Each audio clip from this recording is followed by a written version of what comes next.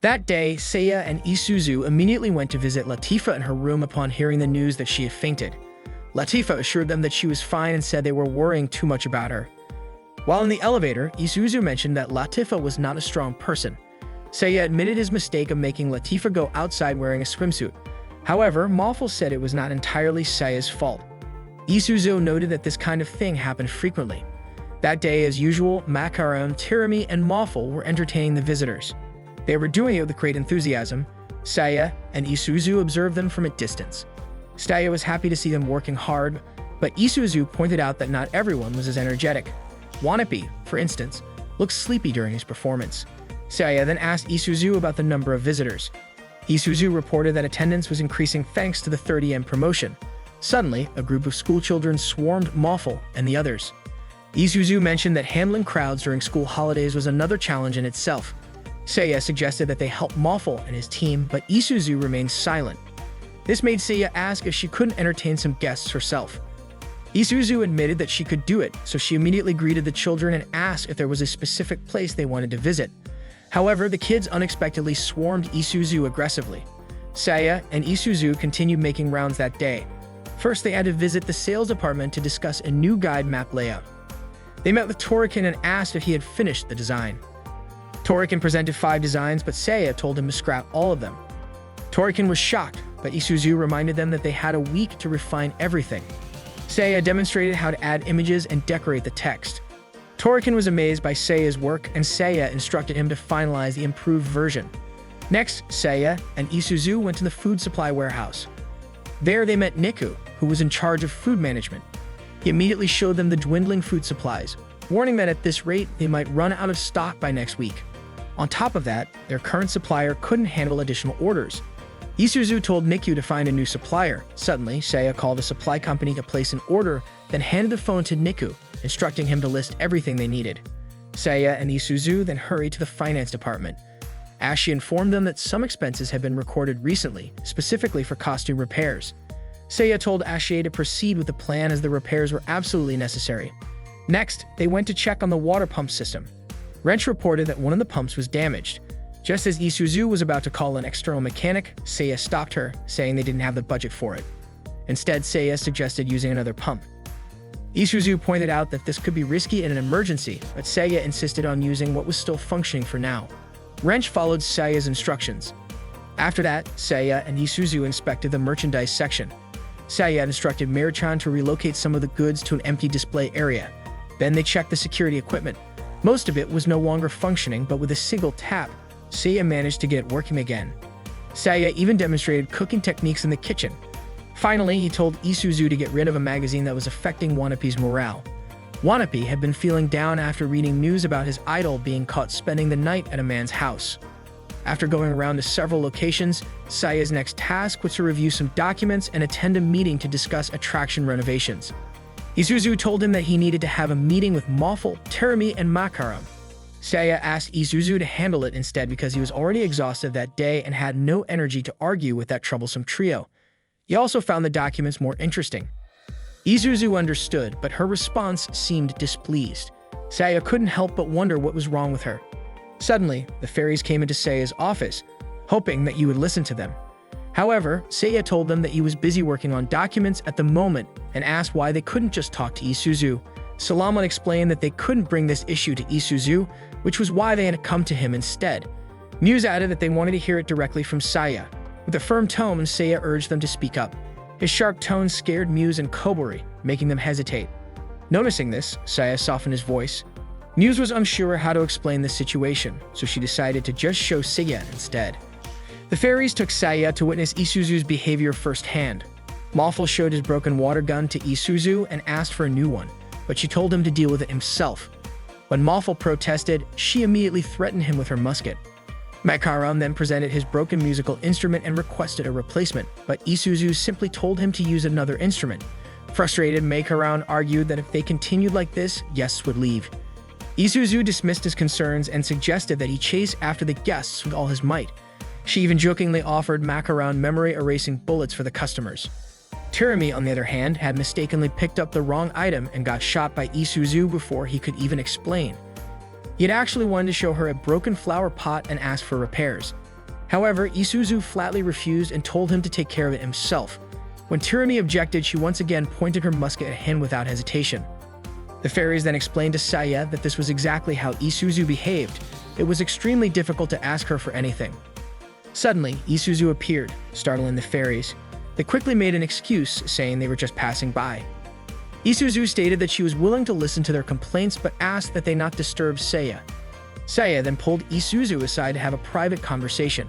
He scolded her, reminding her that he had told her to handle things gently. Isuzu, however, insisted that she had done just that. Saya pointed out that all she had done was threaten him with her musket, just like she had done when she first made him work at the park. He urged her to try compromising and to stop using intimidation. He also told her not to boss them around as she pleased. Isuzu countered that Saya did the same thing, giving orders however he wanted. Saya admitted to it, but he argued that at least he had managed to organize them properly. He then guessed that Isuzu had been running the park in this manner for the past year. Frustrated, Isuzu questioned what that had to do with Saya. He reminded her that she was his secretary and that he didn't want her hindering him in such a way. Feeling insulted, Isuzu refused to be seen as a burden by Saya. She slammed her hand against the wall and demanded to know what he wanted her to do. Holding back her tears, she quickly left the room. That night, Isuzu soaked in the bath, reflecting on what had happened with Saya earlier that day. The next day, Saya went to visit Latifa in her room, but he was shocked to see her in the middle of changing clothes. Latifa quickly put on her outfit and met with him. Saya asked if she was feeling any better. Latifa had indeed recovered, but she admitted that she was feeling a bit bored and wanted some fresh air. She then asked Saya to keep her company for a while. They went on the Ferris wheel together. Latifa mentioned that even though the Ferris wheel was old, it still looked grand. She had wanted to ride it with Saya for a long time, even though it was usually something couples did on a date. As the Ferris wheel climbed higher, Latifa noticed Saya looking uncomfortable and asked if he was okay. Saya tried to brush it off, saying that the view was amazing. However, Latifa started to suspect that Saya might be afraid of heights. He denied it, boasting that someone as great as him wouldn't have such a weakness. But after a short pause, he finally admitted that he couldn't handle high places. Latifa gently stroked his head to help calm him down. She apologized, saying that if she had known, she wouldn't have invited him to ride the Ferris wheel. Saya admitted that it was his own fault for being too arrogant. He then asked Latifa to keep this a secret. Latifa suggested that he should tell Isuzu about it, but Saya insisted that she must never find out. Latifa laughed, saying that it was just too funny. Saya then asked if they had met before in the past, but Latifa couldn't remember. Meanwhile, Macaron and Mawful were watching the surroundings through binoculars to keep an eye on Latifa, since she wasn't safe outside the magic field. Macaron teased Mawful, suggesting that he was just worried about Latifa being alone with Saya. Later at school, it started raining heavily. Saya ran into Isuzu and greeted her, but she simply walked away, avoiding him. Even though they ended up waiting at the bus stop together and rode the same bus, they kept their distance from each other. That day, the rain was so heavy that no visitors came to Amagi Brilliant Park. The employees gathered inside, waiting for the rain to stop. Tirami asked Muse, the water fairy, to make the rain go away, but Muse explained that she wasn't capable of that. She was only skilled at water magic. To prove her point, she sprayed water at Tirami. Suddenly, Wrench ran in with urgent news. There was a major problem with the drainage system. Wrench, Saya, and Mawful rushed over to check it out. Wrench explained that the drainage system wasn't working, and if it continued like this, the underground facilities could get flooded. Mawful panicked, fearing that the park might have to close for a whole month. Saya was also frustrated, wondering why the system had failed at such a critical time. Wrench reminded him that they had discussed this issue yesterday when Saya instructed him to shut off one of the pumps. Only now did Saya realize that the remaining pump wasn't enough to handle the excessive amount of water. Mawful urged them not to waste any more time, but Saya still couldn't think of a good solution. Just then, Isuzu arrived and said they needed to set up a command center. She instructed everyone to gather in the meeting room, where she had already made all the necessary preparations. Following Isuzu's plan, they set up fire pumps at 10 key locations. Each drainage team was assigned to manually remove water using buckets until the pumps arrived. At the same time, they placed sandbags to prevent water from overflowing. Every team was required to report once they had finished installing their pumps. After that, they were given orders to begin the drying operation. However, during the process, the ferry team was still using buckets and urgently requested additional water pumps. Isuzu stated that the pumps should only be used in the areas most affected. However, she would send security staff to assist them. Everyone worked together to handle the rainwater issue. Before long, the maintenance team reported to Isuzu that the drainage pumps were back in operation. Isuzu thanked everyone for their cooperation. The maintenance team credited Isuzu for her efforts, saying it was all thanks to her hard work. Seiya and Isuzu went around checking different areas. Isuzu asked Seiya if he was dealing with some kind of issue. She realized that the problem was actually with herself.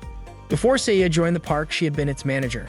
Isuzu admitted that she had only acted like a controlling soldier who ordered the cast members around however she pleased. As a royal guard born into a military family, she had naturally followed in her family's footsteps. She was assigned to the park with the mission of restoring it to its former state. Seiya called that mission completely ridiculous. Deep down, Isuzu also knew she wasn't suited for the job, but she wanted to live up to her family's expectations. She tried her best to uphold the family's honor, but in the end she failed. Seiya asked if this was her first taste of failure as a noble. He then said she could always just forget about her family's reputation and run away. Isuzu had never even considered that possibility. She felt like a failure and didn't know how to face reality anymore. Eventually, she ended up being resented by all the cast members. Seiya told her that she was bound to fail if she kept wallowing in despair. He admitted that he was terrified of heights. Back when he was at the peak of his fame as a child actor, he suddenly grew older and developed a fear of heights. He told Isuzu that, in a way, he was just like her. He was scared of disappointing his parents and losing his fame. On top of that, he still didn't know what caused his fear of heights. It wasn't intentional or anything, but when he quit show business, he was scolded, let people down, and caused a huge mess for everyone involved. That was one of the most terrifying times of his life. Isuzu finally understood how he felt. Seiya concluded that both his and Isuzu's setbacks were just trivial issues, no different from the everyday problems people face. If someone let something so small ruin their entire life, then they were nothing but worthless trash. He asked if Isuzu was starting to feel motivated again, then burst into laughter. Isuzu realized that Seiya had a point. Seiya was happy that she understood. She never expected Seiya to open up to her like that. Seiya himself didn't even know why he did. Their co-workers all thanked Isuzu and praised her. Even though she had been strict with them, they were still grateful to her. Seiya pointed out how everyone had supposedly hated her before, but in reality they didn't. He asked if she still believed that they resented her after seeing how they treated her now.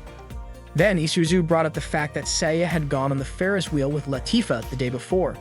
Seiya was shocked that she knew about it. It turned out Maekaran had told her.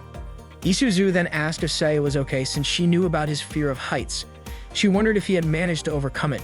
Seiya avoided answering, but Isuzu was genuinely curious.